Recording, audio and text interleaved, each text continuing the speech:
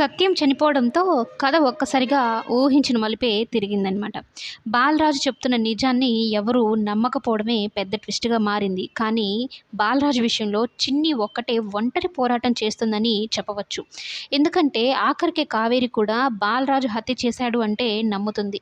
"నేను నీ మాట వినకుండా వెళ్ళానన్నయ్య. అందుకే ఇంత పరిస్థితొచ్చింది. ఆ బాలరాజుతో వెళ్ళకుండా ఉండుంటే నువ్వు నాకు దక్కుండేవాడివేమో" అంటూ ఏడుస్తూ ఉంటుంది. కానీ చిన్ని మాత్రం వాళ్ళ నాన్న మామయ్యని చంపాడంటే మాత్రం నమ్మదు. ఎందుకంటే బాలరాజు పూర్తిగా మారిన విషయం ఒక చిన్ని మాత్రమే పూర్తిగా నమ్ముతుంది కాబట్టి.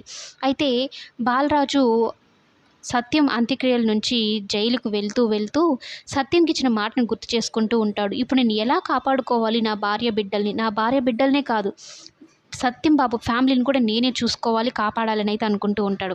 అయితే ఎప్పుడు చిన్నితో చాలా స్నేహంగా, చిన్ని అంటే ఎంతో ప్రేమగా ఉండే చందు ఇప్పుడు ఫుల్ ఎనిమీలాగా మారిపోయాడు.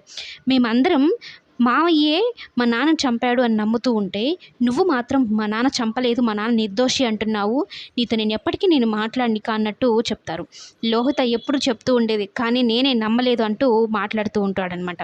చందు, నువ్వు అలా మాట్లాడుకు, నువ్వు ప్రతిదీ ఆలోచిస్తావు కదా, దీన్ని ఎందుకు ఆలోచించలేకపోతున్నావు? మా నాన్న సత్యం బాబుని మావయ్యని చంపాడు అంటే నువ్వు నమ్ముతున్నావా అంటే నిజంగానే నమ్ముతున్నాను అన్నట్టు కోపంగా చెప్తాడనమాట. అసలు ఏం చేయాలో అర్థం కాక చిన్ని అప్పుడే ఏసీపీ విజయ్ గురించి ఆలోచిస్తుంది. ఆయన చెప్పారు కదా, నీకు ఎటువంటి పరిస్థితిలో కూడా నేను హెల్ప్ చేస్తానమ్మా, నాకు ఒక్క ఫోన్ చెయ్యి అని చెప్పడంతో ఫోన్ నెంబర్ వెతికి మరీ ఏసీపీ విజయ్కి ఫోన్ చేయడం జరుగుతుంది.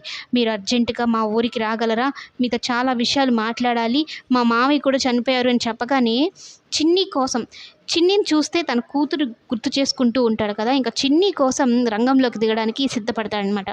అయితే చిన్ని ద్వారా మొత్తం నిజం తెలుసుకున్న ఏసీపీ విజయ్ మొదటగా బాలరాజుతో మాట్లాడాలని అనుకుంటాడు.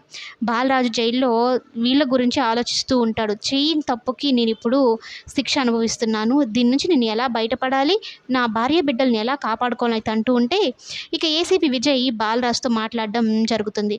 అయితే బాలరాజు కూడా ఏసీపీ విజయ్తో మొత్తం నిజాల్ని పోసగుచ్చినట్టు చెప్పడం కూడా జరుగుతుంది. అప్పుడే కొన్ని భయంకరమైన నిజాలైతే ఏసీపీ విజయ్కి తెలుస్తాయి. దేవా గురించి కానీ, అటు కావేరి గురించి కానీ మొత్తం నిజాలన్నీ తెలుసుకున్న ఏసీపీ విజయ్, ఈ దేవాకి బుద్ధి చెప్పాలంటే ఖచ్చితంగా నేను రంగంలోకి దిగ తప్పదు, ఈ కేస్ మొత్తం పూర్తిగా స్టడీ చేసిన తర్వాతే నేను రంగంలోకి దిగుతున్నాను, కానీ నాకు కొన్ని నిజాలైతే చెప్పాలి అంటే ఇక బాలరాజ్ కూడా ఏసీపీ విజయ్కి సపోర్ట్ చేస్తాడు. దానికన్నా ముందు నాకు ఒక చిన్న హెల్ప్ చేయాలి సార్, కావేరిని చిన్నిని కాపాడుకోగలగాలి, ఆ దేవా వల్ల పెద్ద ప్రమాదమే ఉంది వాళ్ళకి, అలాగే సత్యం ఫ్యామిలీకి కూడా, అంటే వాళ్ళందరూ నా హ్యాండ్ ఓవర్లోనే ఉంటారు, ఆ దేవ వాళ్ళని కనీసం ముట్టుకొని కూడా ముట్టుకోలేడు, నేనున్నాను నీ ఫ్యామిలీకి అంటూ ఒక సపోర్ట్ అయితే ఇవ్వడం జరుగుతుందనమాట.